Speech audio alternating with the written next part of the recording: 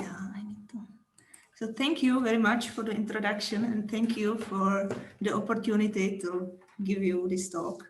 It's the first time I'm giving like proper scientific talk via Zoom, so I hope it will go well. So this will be about shellability, but before I start explaining the concept, let me mention that this work was or would not be possible without my great co-authors, who are Xavier Goaoc, Pavel Paták, Martin Tancer, and Uli Wagner. Okay. And I will start slowly, just showing or explaining what does shellability mean for two-dimensional complexes. Yeah, so imagine we want to arrange a puzzle and we have the following rules. So first we have just triangular pieces and we add the pieces one by one. And more pieces can share an edge, not just 2 as is on the picture, but also 3 or 10 or 11. Okay. And one very important rule I have is that when I glue a new piece, I can glue it just by edge or edges. I can attach new piece to the previous pieces just by edges and not a vertex. You can imagine this is kind of robustness condition, because if I glue something just along a vertex, then if I move it slightly, then it's not clear anymore if it was attached properly or not. Okay, so this is somehow why I want to glue things along edges, because this is robust. Yeah, so here are some examples, what is allowed and what is not allowed. So on the left, you see pictures or like few puzzles which are allowed. So the first one is just that we attach triangles one by one along one edge. Yeah, so always the new one is attached to the previous just by a single edge. So this is quite simple, but it's not just like this. We can create even more complicated pictures. So for example, we can create a boundary of a tetrahedron. We start with one triangle, then we attach another one just along one edge. Then the third triangle is attached along 2 edges. And in the end, last one is just attached along 3 edges. So we fill the hole. Yeah? So here you see, we can create something, we can create an object which has holes, like 2-dimensional hole. On the other hand, what is not allowed is we cannot create cycles. You see, if I shell something like, or if I like to, I create something like that, and now I want to create a cycle. But what does it mean? I need to attach some triangle, say here it's in red, and if I attach it, so when I want to close the cycle, it would mean that I glue just along a vertex. And this is not allowed, this is not robust. Okay. And this is basically shellability in 2 dimensions. So object is shellable if it's purely 2-dimensional, and it's obtained by the rules I just described. So does it make sense?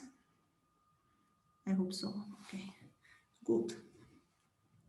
So let's now look, why is the shellability useful? Now I'm still in the plane, so, but this will work also in high dimension. So first is that if we can add pieces one by one, this is basically like the base case for induction.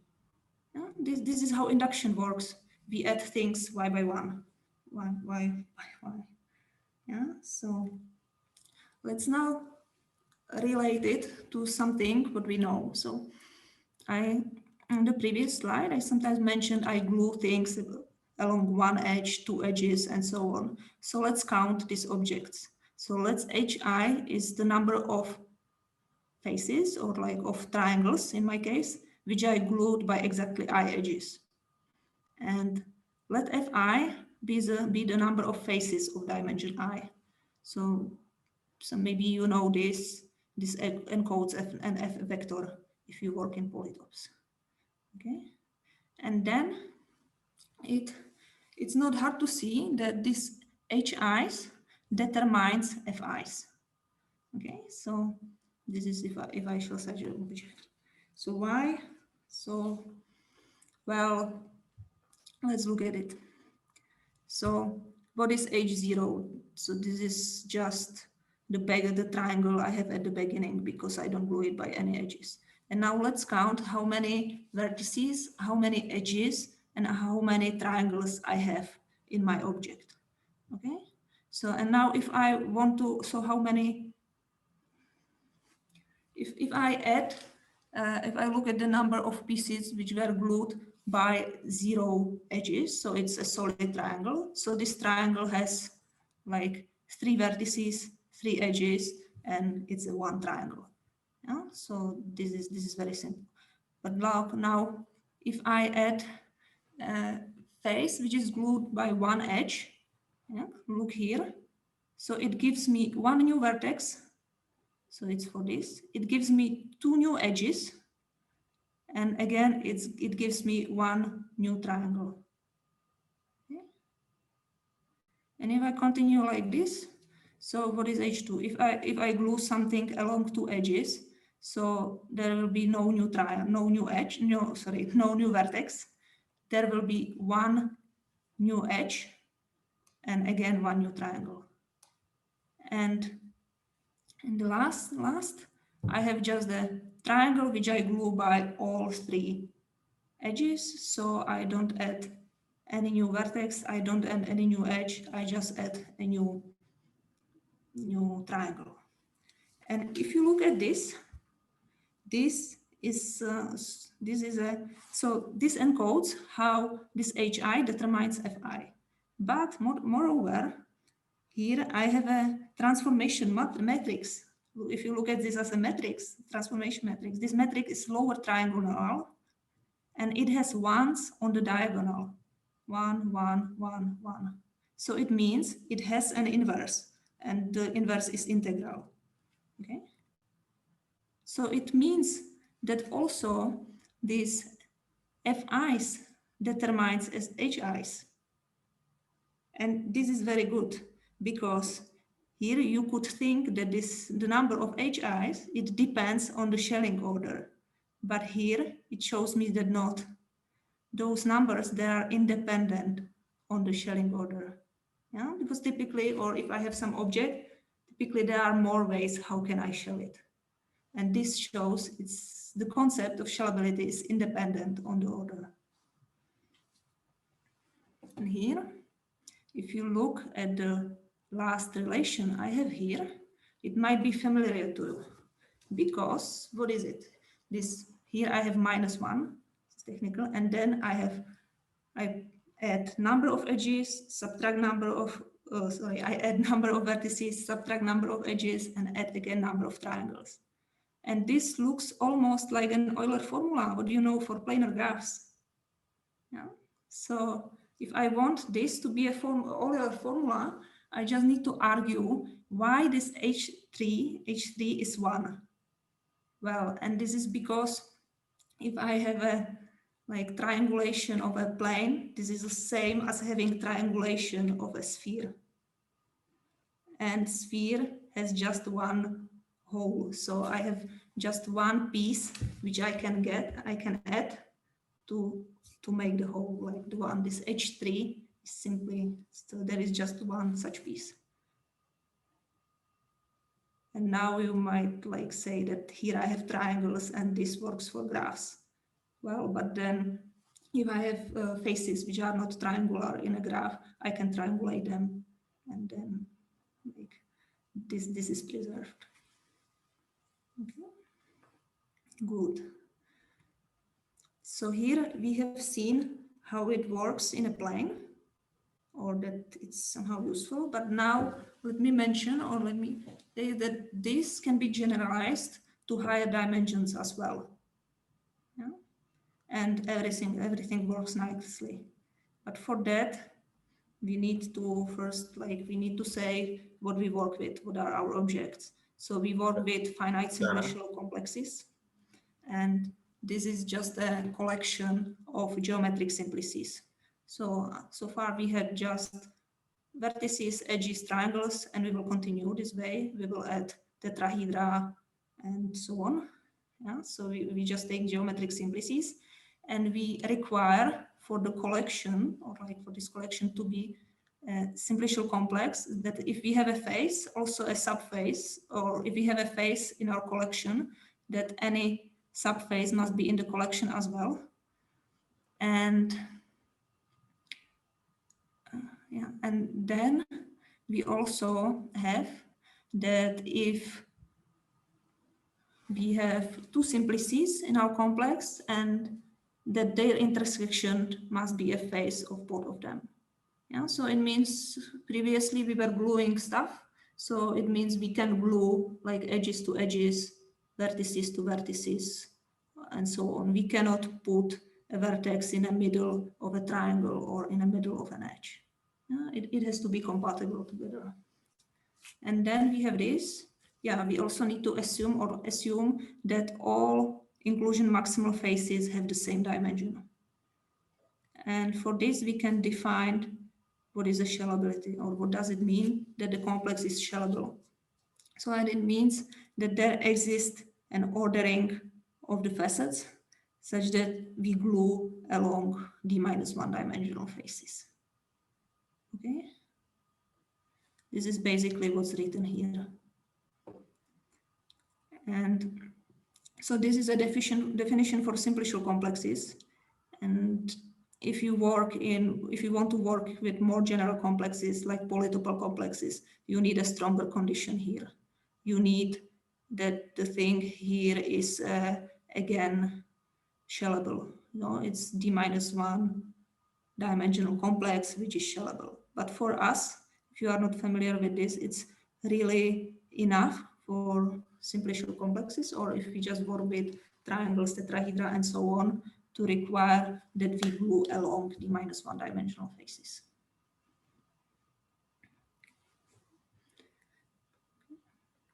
So, and if we have this, let us look briefly at some history of shellability. Okay, so already Schläfli, in his proof of Euler's formula in 1852, used the shellability in some sense. Well, his proof was not correct because he used unproved assumption that boundaries of polytopes are shellable. And you see that this formula, this generalize the Euler formula we had, that the number of edges number of vertices minus number of edges plus and so on equals to the Euler characteristic of our complex or of our object. Okay, and the fact or the gap was filled in 1972 by Brugesser and Money, who showed that boundaries of polytopes are shellable. And this is very beautiful proof. It's known as balloon proof or rocket proof. And let me just sketch how it works. Okay, so imagine we have an Earth or polytope or whatever, and you are in a balloon and you start here, and one is your country, your land. And then you go up, and when you go up, that at some point you start seeing also other countries. So you will just mark the numbers, or like you mark just their names, how they appear. So here you see, first you see just your country, then you see the country 2, then country 3, and so on. And at some point, you stop seeing other things because they are simply below. So you just continue, you pass through infinity, you appear here at the bottom down, and now you see everything. So you will just note when you stop seeing some countries. So here you see, first you stop see country 4, then country 5, 6, 7. And this order gives you a shelling. Okay. And in fact, this specific type of shelling has a beautiful feature, and which is that reverse order is shelling as well. And this is not true in general. You can make a simple example consisting already just of 3 triangles. You can one, first, second, third, and if you start with the one in the middle, then you glue this and this. This is shelling, of course, but you cannot, if you reverse the order, it would not be shelling anymore because those two will be attached just by a vertex, and this is not allowed. Okay. And why I said that this is a beautiful fact? Because it gives you Dehn-Sommerville relations. It gives you that this HI, this was number of triangles or number of facets glued by I edges, I dimensions, one-dimensional things, is the same as the positive value. Then we have this kind of symmetry. And you can see it from the shelling, because if you go up, what you count here is on how many edges you glue the thing. And if you go in the opposite direction, the same number counts you the opposite, like the complement, because now you glue not along these edges, but along the complement. Okay, so you have this. So with this, we got another proof of these Dehn-Sommerville relations, which were known well before and proved by completely different means. And this, for example, or also explains on the second slide, or which one, why, where we had this H3, why it was 1. Yeah, we had H1 is 1, so H3, the last one, the first and the last are typically 1. Okay. And if we plug this into what we had the relations, we had the relations between these H numbers and F numbers. And if you plug this into that, you will see, or it's really not hard to show, that every planar triangulation has exactly 2 times number of vertices minus 4 facets. Okay. And this is true in the plane, but it's not true in higher dimensions. Because in higher dimensions, we can have endpoints, say on a sphere, and these points can admit different triangulations with different number of maximal faces. And this is everything.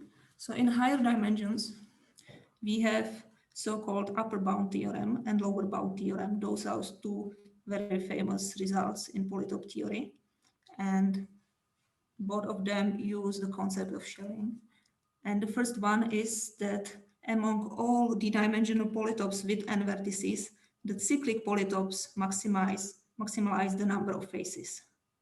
And this was proven by McMullen in 1970 for polytopes, but then it was extended by Stanley for general triangulations of spheres. And cyclic polytope, this is just that you take a moment, you place endpoints on a moment curve and take a convex hull. And for the lower bound, if we want to minimize the number of faces in triangulations, then for that we consider stacked polytopes, and this is attained, or the bound are really obtained by those stacked polytopes, and this was proved by Victor Klee. And what is a stacked polytope? You can imagine it like that you start with a simplex, and then you glue to a facet another simplex and continue this way. Yeah, you always pick one of your facets and glue a simplex to it, new simplex to that facet. And this construction gives you cyclic stacked polytopes.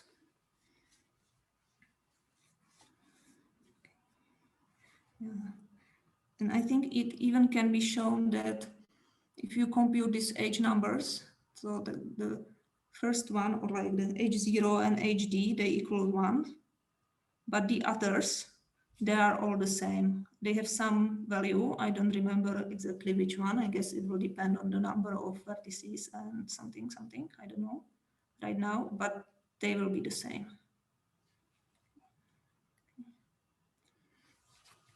So that was it for polytopes theory, and let me now just briefly mention that the shellability is not restricted only to geometry or to polytope theory, and this concept appeared also in other areas of mathematics. Let me just mention PL topology, or there is a concept of shellability even in posets. And here it has some consequences of enumerative properties of the posets. And also the concept of shelling is known in monoids, in the theory of monoids. But let me not talk more about this. And instead of that, let's go to the hardness, or like to the results. So far it was just about kind of motivation. So it's quite easy to show, or it's easy to see that shellability is NP, because we simply try all possible orderings and check whether the order is shelling or not. And Danara and Klee, they asked in 1978 already if we can efficiently decide whether a complex is shellable or not. And they showed that shellability of two-dimensional pseudomanifolds can be tested in linear time.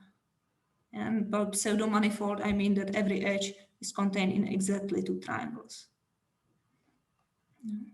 So having this, you might expect that two-dimensional complexes, for two-dimensional complexes, the answer will be the same. However, there were also other results, like claiming or results about being in NP for similar concepts. Okay, so I think it's not that surprising that we shown that in fact it's NP complete to decide whether a given two-dimensional complex is shellable. And we do it by a reduction from 3SAT.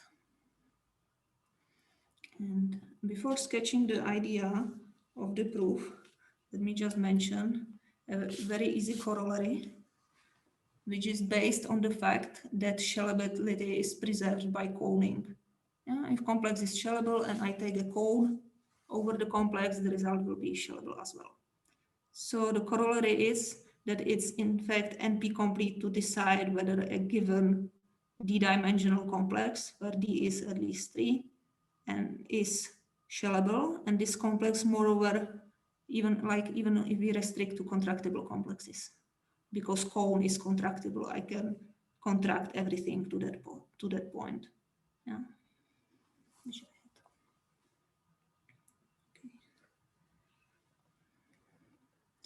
So that's for the results. And let me now just give you a high-level overview of the proof. Okay. So first observation is that the faces, so we have, I mean, a high-level overview of the two-dimension, of the result for two-dimension, that it's NP hard to decide whether a given two-dimensional complex is shellable. So the first observation is that the faces we glue by 3 edges, we can attach or there really at the end. Okay.